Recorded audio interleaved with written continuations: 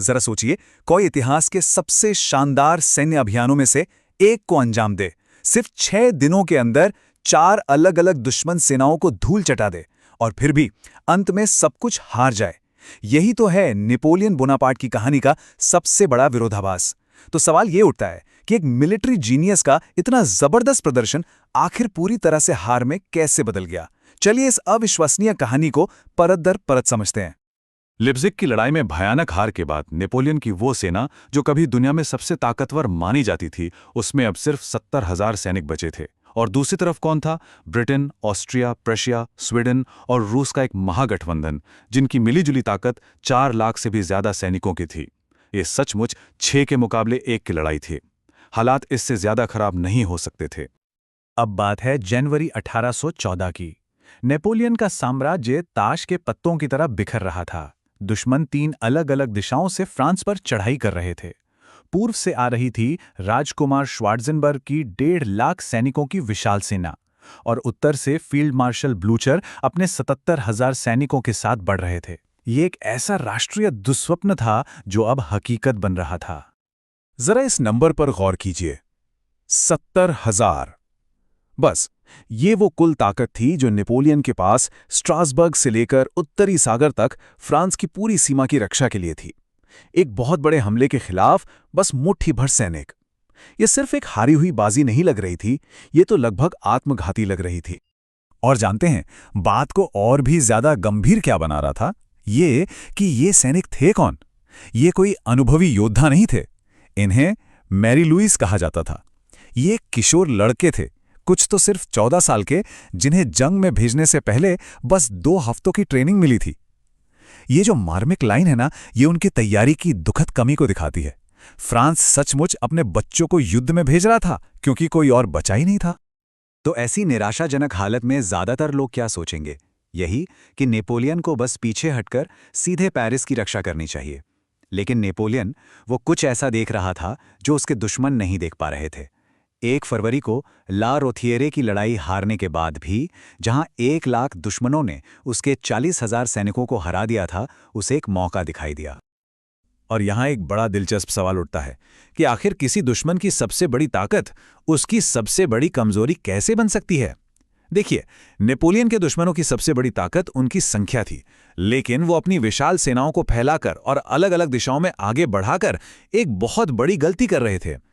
उन्होंने अपनी ताकत को एकजुट नहीं रखा था, और बस यहीं पर नेपोलियन ने अपना मौका देखा।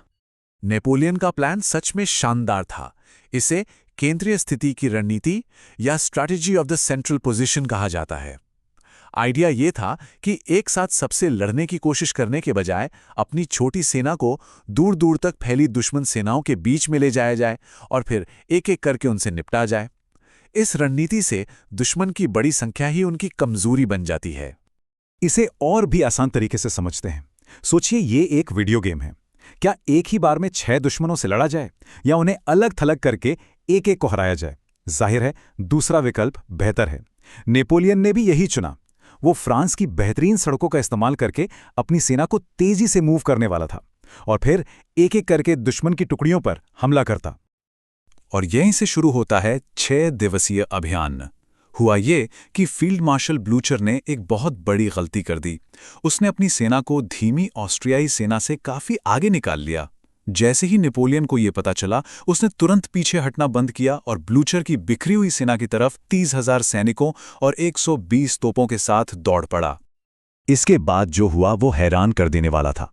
रफ्तार देखिए, 10 फरवरी को चंपाऊ बर्ट में एक रूसी कोर को खत्म कर दिया गया। अगले ही दिन 11 फरवरी को मॉन्टेमिराइल में प्रशिया और रूसियों को हराया गया। 12 फरवरी को शैटो थियरी में एक और जीत मिली, और आखिर में 14 फरवरी को वाउचैम्प्स में ब्लूचर की बची खुची सेना को भी कुचल दिया गया। ये नेपोलियन की सैन्य प्रतिभा का एक अविश्वसनीय प्रदर्शन था। नतीजे चौंकाने वाले थे। सोचिए, सिर्फ 6 दिनों में नेपोलियन की 30,000 की सेना ने अपने से कहीं बड़ी दुश्मन सेना को 30,000 का नुकसान पहुंचाया और उनकी 4 अलग-अलग सेनाओं को पूरी तरह से तहस-नहस कर दिया।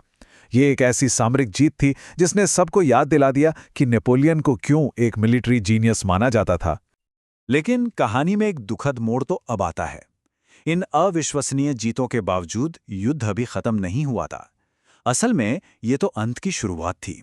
नेपोलियन की शानदार 6 दिवसीय जीत उसके साम्राज्य को नहीं बचा सकी। तो सवाल ये है कि आखिर ऐसा क्यों हुआ?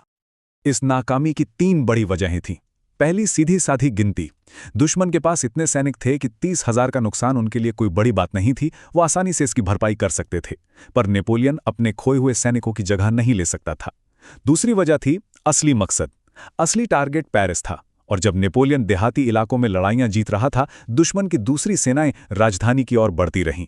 और तीसरी और शायद सबसे बड़ी वजह थी राजनीति। फ्रांसीसी लोग और सेना 20 साल की लगातार लड़ाई के बाद थक चुके थे, और जब 30 मार्च को पेरिस का पतन हुआ तो नेपोलियन के अपने मार्शलों ने भी लड़ने से इनकार कर दिया। तो अंत में नेपोलियन का 6 दिवसीय अभियान एक शानदार सामरिक जीत तो थी, लेकिन एक रणनीतिक विफलता भी। यह हमें एक आखिरी और गहरे सवाल पर लाकर छोड़ जाता है।